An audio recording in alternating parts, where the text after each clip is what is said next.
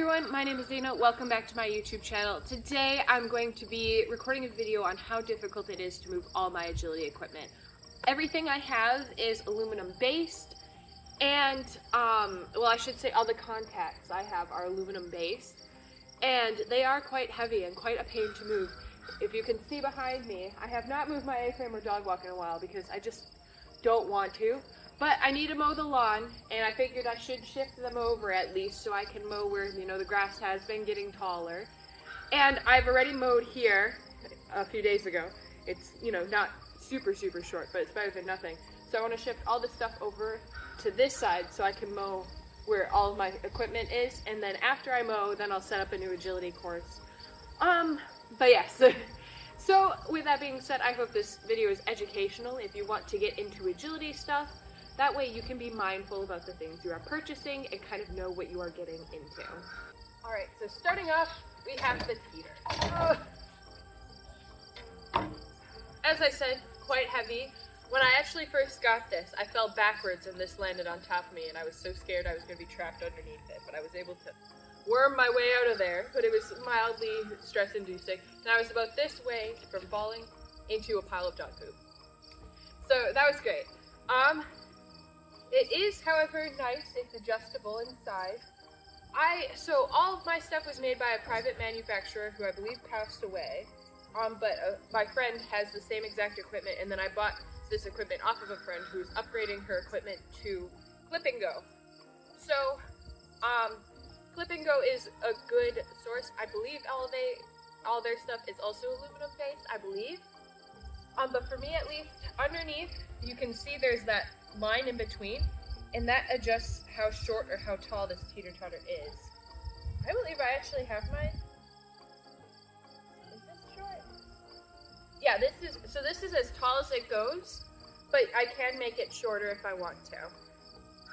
So how I move this is I actually grab the higher point, and then I move it in the angle I want to go, and I just lean backwards and hope that I can start walking it, and eventually it'll start sliding. We just had rain though, so this is sinking into the surface a little bit, which makes it more difficult. There we go.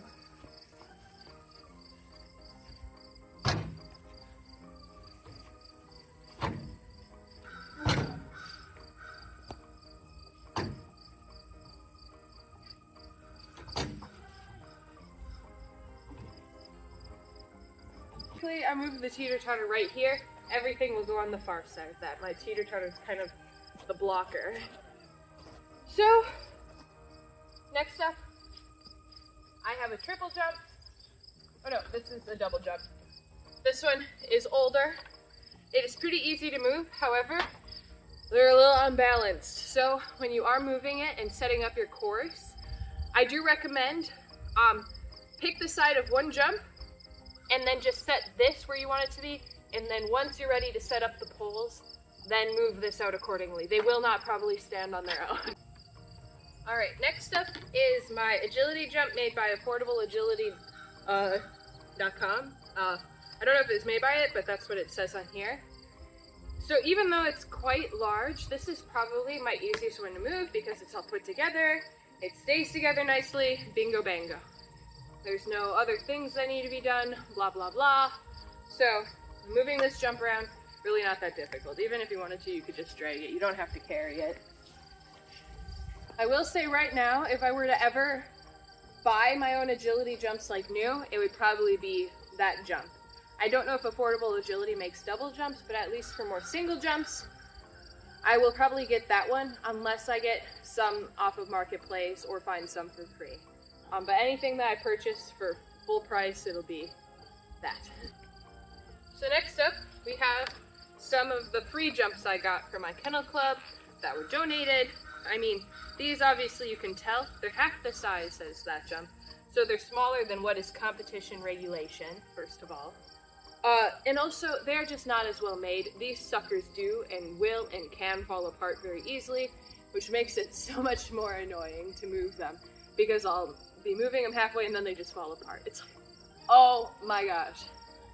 Obviously they are a little bit lighter, and I'm sure if you were to buy something online and you're not really wanting to get the competition agility stuff, there's really nothing wrong with using this, even though it is narrower. Like I said, I practice with this anyways, and in a way it provides a different challenge for me, because if she can make it through this narrow small jump and line herself up properly, she probably can do a competition jump properly. But I would like to move away from these slowly but surely,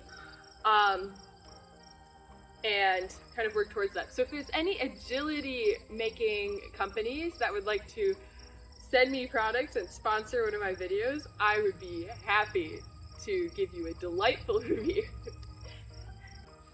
Next up is the hoop jump version. I mean, look at this thing. It's falling apart right before my very eyes, and I'm too scared because there's a lot of spiders on it to do anything about it right now. But in a future day, I will have to put this stupid thing together again. This is the one that falls apart all the time. I need to get a good, decent tire jump. So please, someone, let me know where there are good, decent tire jumps that are actually more like the ones that I would see in an agility competition.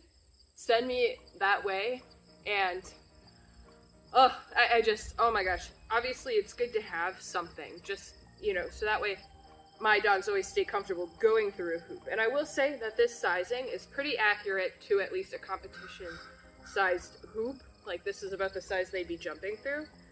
But even still, it's like, what a pain to move. This is one of the most annoying jumps that I have. Look at that. Next up are my triple jump posts. So, as you can see, this is not a put-together jump again. So it does make it a lot easier for transporting. However, same thing with setup, these are very top heavy.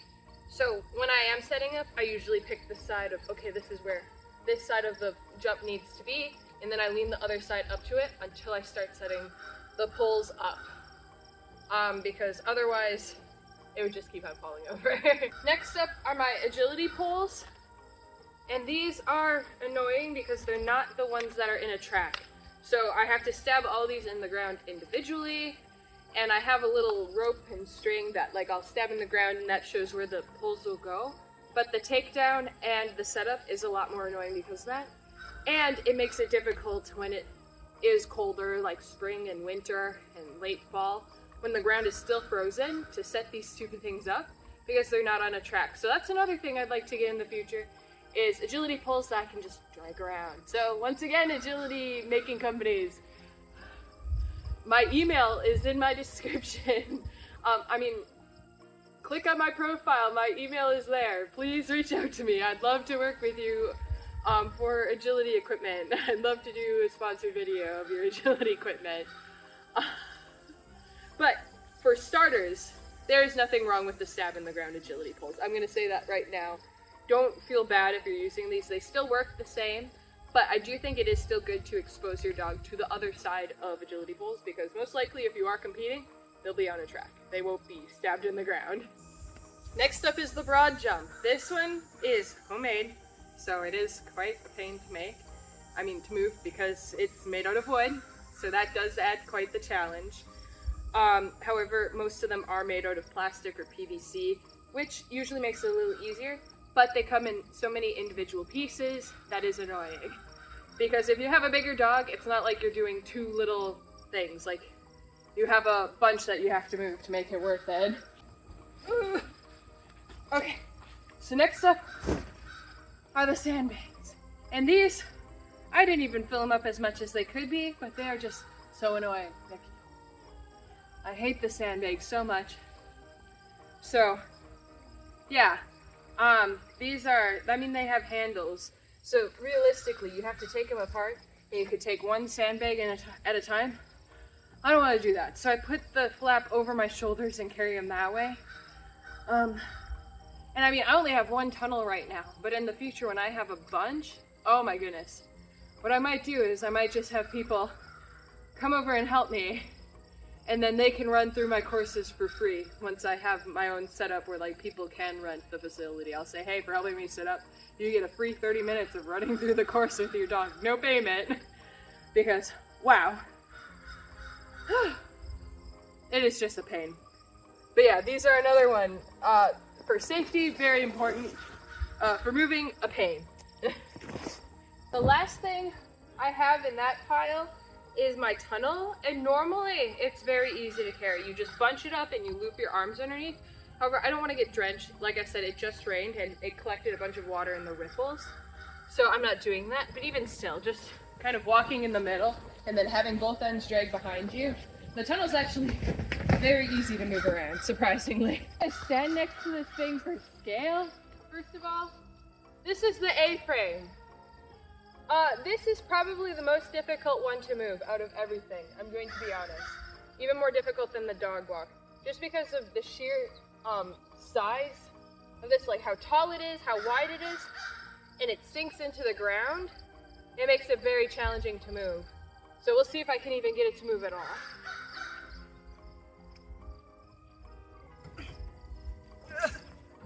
Luckily it is on wheels, and since I'm on a dirt surface, oh my gosh, that's a huge spider. Since I'm on dirt, I actually do leave the wheels out. If I was on a matted surface, indoors, I would put the wheels back, just because then I don't want it rolling around, but it will not roll around out here, even if the wheels are up, and it just makes my life easier, because putting the wheels up on this thing is kind of a two-person job.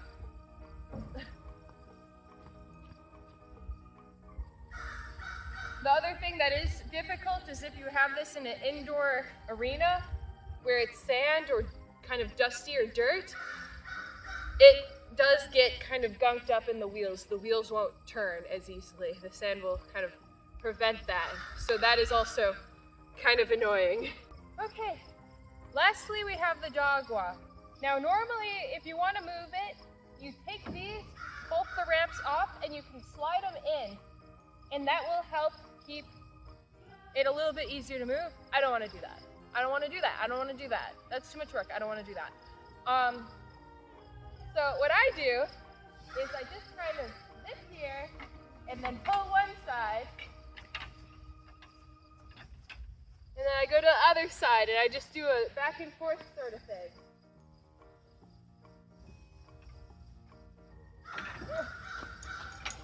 And in my opinion, it moves a lot better, at least sideways, horizontally, compared to the A-frame. Now, if I was trying to take it that way, that would be a little bit more challenging, and I would probably put the back ramp up and then pull with the ramp that's next to me.